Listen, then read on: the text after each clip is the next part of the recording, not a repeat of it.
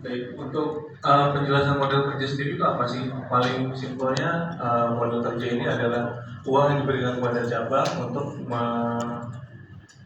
menjalankan atau mengoperasikan seluruh kegiatan yang ada di cabang. Nah, adapun beberapa kriteria ataupun ketentuan khusus mengenai model kerja, yaitu model kerja dikirimkan dari kantor pusat ke kantor cabang, lalu uang tersebut akan dikelola oleh cabang untuk menjalankan kegiatan yang ada di cabang. Kemudian nanti dari kantor cabang mengirimkannya ke terminal poin ataupun kapal. Kemudian nanti dari terminal poin atau kapal kembalikan ke kantor cabang dalam bentuk pertanggungjawaban. Pertanggungjawabannya nanti disampaikan oleh kantor cabang ke kantor pusat kembali. Seperti itu. Nah, model kerja sendiri itu ada dua sebenarnya teman-teman. Model kerja yang pertama itu model kerja rutin, di mana model kerja rutin ini disampaikan paling lambat tanggal 10 setiap bulannya, di mana cabang harus menyampaikan rencana kebutuhan model kerja rutin secara komprehensif yang dibuat berdasarkan anggaran cabang yang dimana tiap-tiap bulannya telah ditetapkan dalam RKAP atau berjalan. Kemudian rencana kebutuhan model kerja itu nanti mencakup permintaan model kerja cabang dan terminal poin yang berada di bawahnya. Kemudian setelah itu permintaan tersebut untuk kebutuhan biaya keagenan, biaya kas kapal, dan biaya fixed food money atau FFM, serta biaya non rutin lainnya yang harus dibuat permintaan model kerja tersendiri yang dilampirkan surat persetujuan dari user dan persetujuan transfer budget dari VP perbendaharaan. Kemudian nanti cabang dan terminal poin hanya dapat mengajukan permintaan model kerja rutin ini hanya sekali dalam setiap bulannya, kecuali biaya yang sifatnya non rutin dan penting.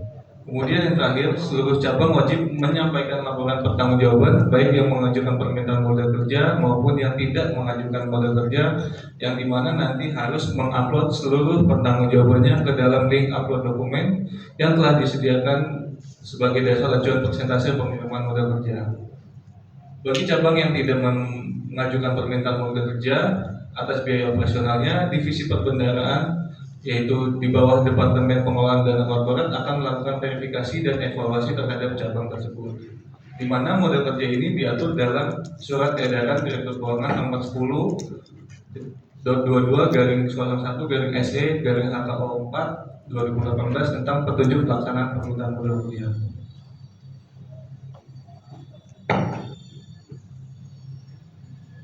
Baik, di sini ada jenis permintaan modal kerja. Permintaan modal kerja operasional rutin, yaitu modal kerja rutin di mana isinya berupa formulir permintaan modal kerja diterima paling lambat tanggal 10 setiap bulannya.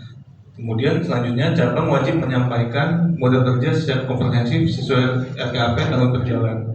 Selanjutnya rencana kebutuhan modal kerja mencakup seluruh biaya operasional rutin di cabang dan terminal poin yang berada di bawahnya.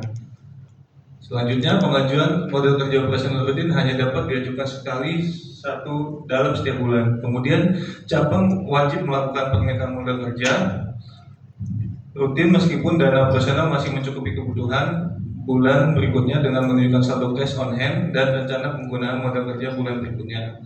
Dan yang terakhir, pertanggungjawaban model kerja disampaikan dan diupload ke dalam link upload dokumen yang telah disediakan sebagai dasar acuan persentase pengiriman model kerja rutin, di mana model kerja rutin dibagi menjadi dua tahap, di mana tahap pertama tanggal 1 sampai dengan tanggal 15, lambat-lambatnya diupload tanggal 17, dan yang tahap kedua akan dikirimkan tanggal 16 sampai dengan akhir bulan berjalan.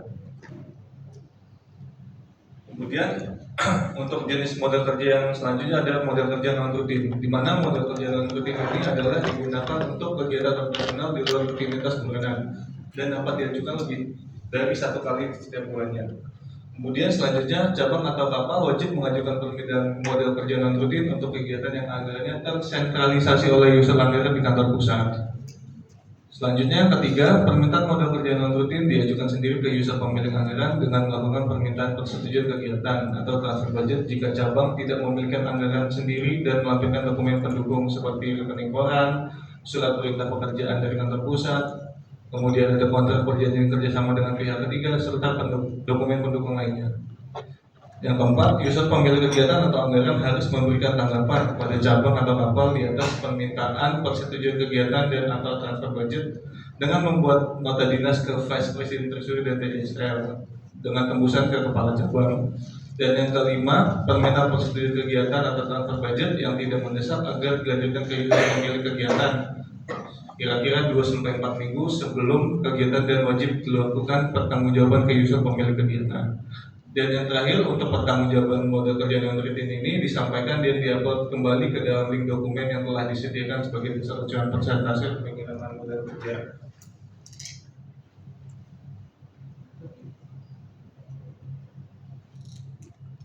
Adapun ketentuan lain-lain untuk permintaan model kerja rutin dan non rutin. Permintaan kerjaan rutin, non rutin, uang titipan pihak ketiga maupun persetujuan kegiatan dan atau transfer budget oleh user pemilik anggaran agar diajukan melalui e-office atau melalui portal. Kemudian yang kedua, permintaan modal kerja atas uang titipan pihak ketiga terkait dengan pensiun dan bukan muat agar dibuat pengajuan tersendiri yang ditujukan kepada Vice President Treasury dan TJSL. Kemudian yang ketiga, permintaan modal kerja atas uang titipan pihak ketiga terkait perusahaan asuransi agar dibuat pengajuan tersendiri ditujukan kepada masing-masing user terkait terlebih dahulu. Yang keempat, proses pembukuan transaksi bank khususnya rekening operasional cabang atas penerimaan modal kerja dari kantor pusat harus sesuai dengan transaksi pada rekening bank cabang dengan menggunakan cash management system. Yang kelima, dalam kondisi tertentu permintaan atas modal kerja rutin, non rutin maupun atas uang titipan dapat dilakukan dalam satu nota dinas permintaan modal kerja. Yang keenam, rekening operasional cabang ataupun rekening C hanya dapat diperkenankan untuk penerimaan yang berasal dari kantor pusat. Dan yang terakhir, cabang yang tidak melaksanakan ketentuan tersebut sebagai mana tertulis dalam butir 1-5 di atas masih menggunakan penerimaan penghasilan untuk memenuhi kebutuhan operasional cabang. Untuk